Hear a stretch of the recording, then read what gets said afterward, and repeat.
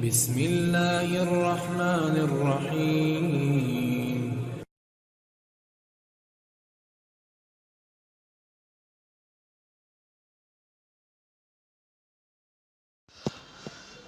اعوذ باللہ من الشیطان الرجیم بسم اللہ الرحمن الرحیم الحمدللہ رب العالمین وصلی اللہ علی سیدنا و مولانا محمد وآلہ وصحبہ وبارک وسلم۔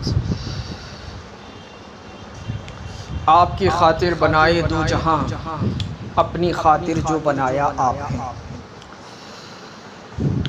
جب یہ شعر مشہور ہوا، پڑھا گیا، حضور تاج الشریعہ رحمۃ اللہ علیہ کا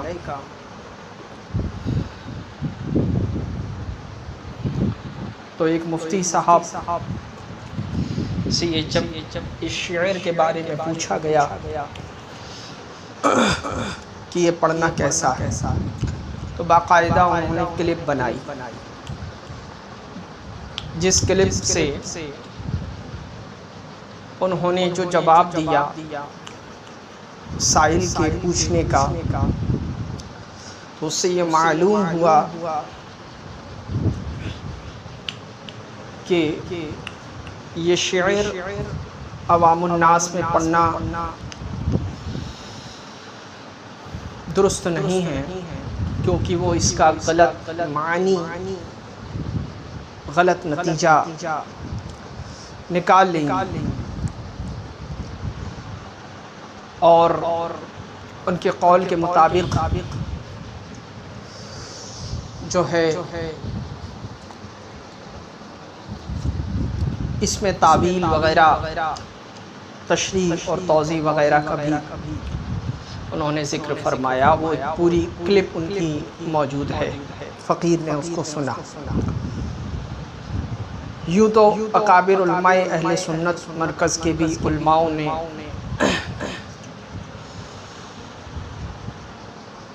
اس پر خوب اچھے سے جواب دیا، تو فقیر کو مزید کہنے کی ضرورت نہیں، لہٰذا مسلسل اصرار پر فقیر آپ کے سامنے حاضر آیا۔ سب سے پہلے تو انہوں نے حضور تاج الشریعہ رحمۃ اللہ علیہ کے شعر پر اعتراض کیا۔ اس اعتراض کا میں یہ جواب دوں کہ جناب والا، آپ شعر کو دیکھ رہے تھے، احمد رضا کے اس شعر تاج الشریعہ کو بھی دیکھ لیتے۔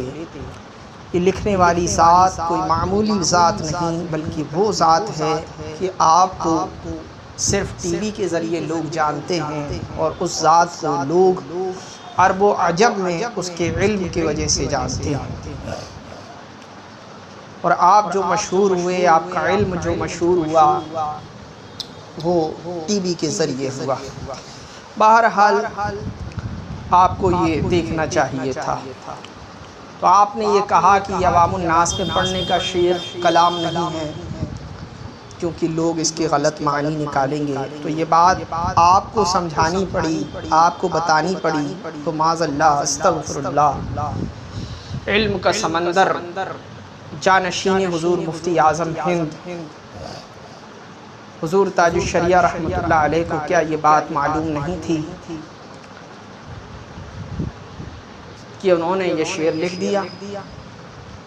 یقیناً وہ ذات ایسی ہے کہ جس کے علم کا لوہا عرب و عجم میں مانا جاتا ہے، جو اعلیٰ حضرت کے شہزادے ہیں، جانشین حضور مفتی اعظم ہند عالم اسلام ہیں، اور خود عالم نہیں بلکہ عالم ربانی ہیں، اور ولی کامل ہیں، بھلے کوئی مانے نہ مانے۔ لہٰذا اس عظیم ذات نے جب کوئی بات کہی ہے تو کچھ سوچ سمجھ کر، غور و فکر فرما کر، عوام و خاص کا لحاظ رکھ کر ہی فرمایا ہوگا، یہ آپ کو سوچنا چاہیے تھا۔ پھر آپ نے اس پر جو ہے ایک عقائد کا مسئلہ پیش فرمایا، جس پر آپ نے یہ کہا کہ اللہ وحدہ لا شریک جو ہے کے لیے پہلے ارادہ ہے، پھر عمل ہے۔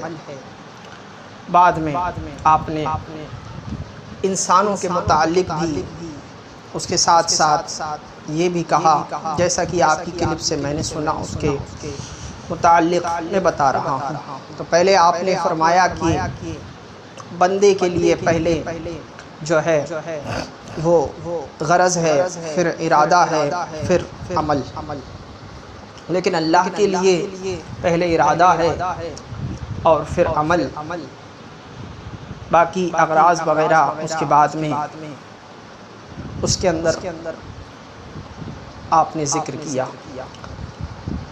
خلاصہ کلام آپ کا یہ تھا، تو وہ یہ درست ہے کہ اللہ وحدہ لا شریک کسی کام کے کرنے کا ارادہ فرماتا ہے، جیسا کہ قرآن میں ہے انما امرہ اذا اراد شیئا ان یقول لہ کن فیکون، کہ جب وہ کسی بات کا ارادہ کرتا ہے تو اس سے کہتا ہے ہو تو وہ ہو جاتی ہے۔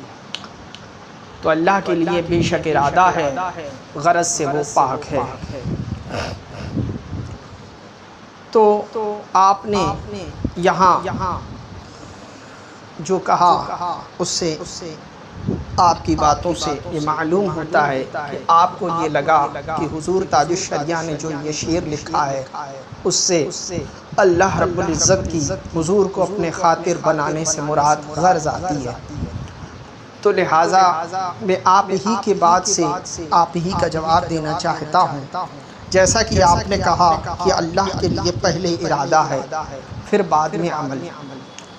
تو اب آیا کہ حضور علیہ الصلوۃ والتسلیم اللہ کا ارادہ ہے نہ کہ غرض، جیسا کہ قرآن کی نص سے میں نے ابھی آپ کو بتایا اور آپ نے خود کہا۔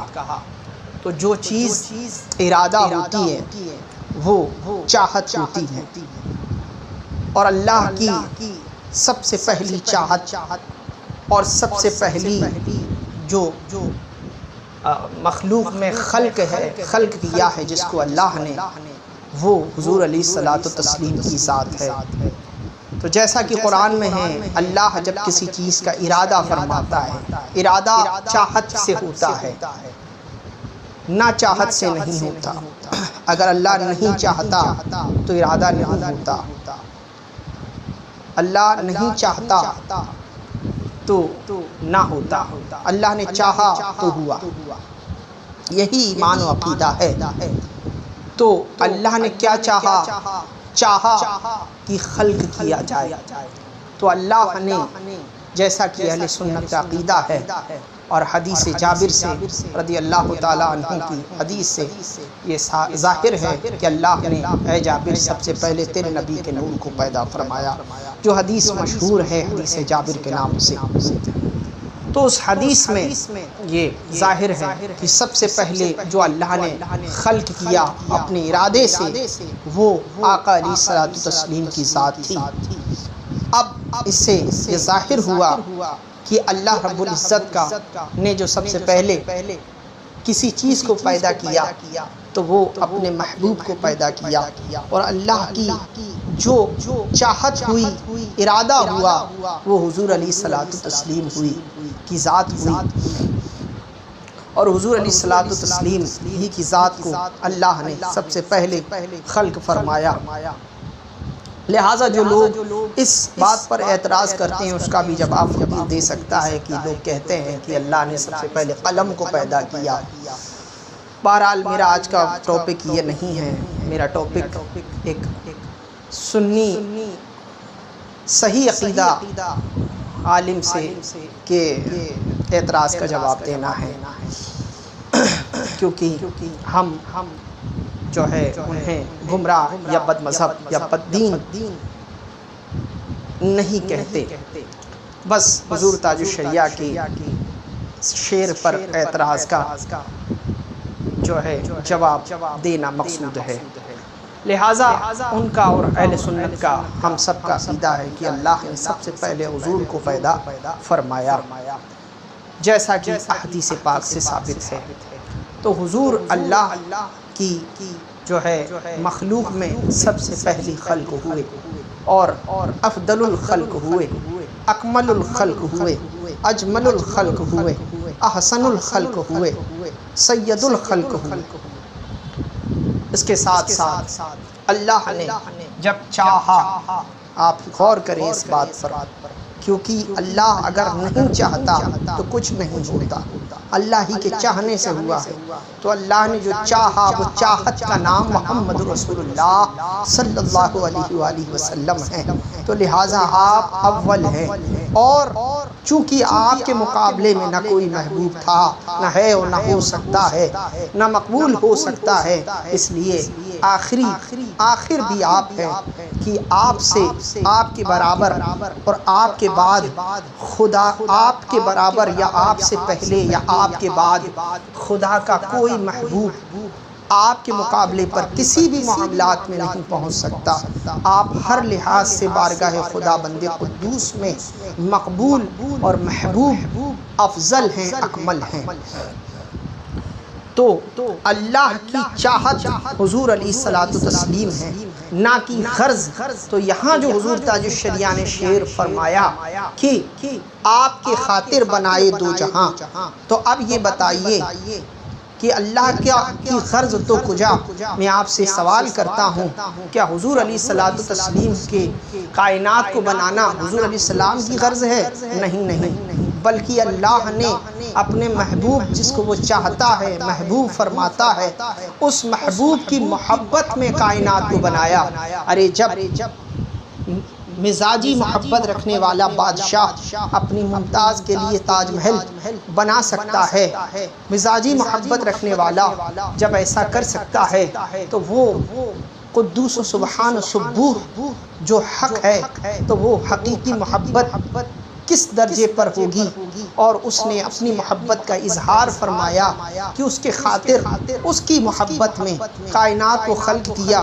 تو یقین جانو، خوب جانو کہ حضور علیہ الصلوۃ والتسلیم کے لیے حضور نے، اللہ نے جو کائنات کو خلق کیا، وہاں نہ تو حضور کی غرض ہے کہ حضور کو کائنات سے کوئی غرض ہو، حضور کو اللہ کے سوا کسی سے کوئی غرض نہیں ہے۔ ارے حضور تو کجا ایک کسی نبی یا حضور کے جو مقتدی ہیں، حضور کے جو مقتدی ہیں تمام نبیین، ان کی بھی غرض دنیا نہیں ہے۔ ارے وہ تو کجا، وہ بھی بہت اعلیٰ ہوئے۔ ارے عام سا ولی جو اللہ رب العزت پر ایمان رکھتا ہو، آخرت کے دن پر ایمان رکھتا ہو، اور اللہ کا دوست ہو، شہداء یا صالحین صدیقین میں سے ہو، وہ بھی اللہ کو کافی جانتا ہے۔ اور اللہ خود قرآن میں کہتا ہے فَسَيَكْفِيكَهُمُ اللَّهُ وَهُوَ السَّمِيعُ الْعَلِيمُ۔ اور جو اللہ کے ولی کی جب یہ شان ہو، تو پھر انبیاء علیہ السلام کے لیے دنیا غرض کیسے ہوگی؟ تو جب دنیا غرض انبیاء کے لیے نہیں ہے، تو حضور علیہ الصلوۃ والتسلیم تو ہر لحاظ سے تمام انبیاء اور رسولوں میں افضل و اعلیٰ ہے، ہر مخلوق میں سب سے بہتر ہیں اور سب سے اعلیٰ ہیں، تو ان کے لیے پھر غرض کیسے ہوگی؟ تو لہٰذا حضور علیہ الصلوۃ والتسلیم کے لیے جب غرض دنیا نہیں ہے، تو پھر حضور اللہ کی غرض کیسے ہو سکتے ہیں؟ یقین جانو کہ اللہ رب العزت نے جو حضور کے لیے کائنات کو پیدا کیا، وہ حضور کی محبت میں کیا ہے، نہ کہ حضور کو کوئی غرض کے، حضور کو اس سے کوئی غرض ہے۔ ہاں حضور کو اگر کسی سے غرض ہے تو اللہ کی ذات ہے، اور اللہ نے جو حضور کو پیدا کیا ہے، تو حضور اللہ کی غرض نہیں ہے، بلکہ اللہ کی محبت ہے، اللہ کی محبت ہے، اللہ کی چاہت ہے۔ اس چاہت کے خاطر اللہ نے کائنات کو پیدا کیا، اور اس چاہت کو اپنے خاطر پیدا کیا۔ یہی مقصود حضور تاج الشریعہ کے بتانے کا تھا، جو شعر میں پنہا تھا کہ یہاں مراد غرض نہیں، بلکہ بارگاہ خدا بند قدوس میں حضور علیہ الصلوۃ والتسلیم کی محبوبیت اور مقبولیت اور افضلیت اور جو ہے حضور علیہ الصلوۃ والتسلیم کی شان اور ذات ہے یہاں کہ حضور علیہ السلام اللہ کی چاہت ہیں، کہ حضور کی چاہت میں اللہ نے کائنات بنائے، نہ کہ حضور کو اس سے کوئی غرض ہے۔ جبکہ قرآن میں اللہ فرماتا ہے حسبی اللہ لا الہ الا ہو علیہ توکلت وہو رب العرش العظیم۔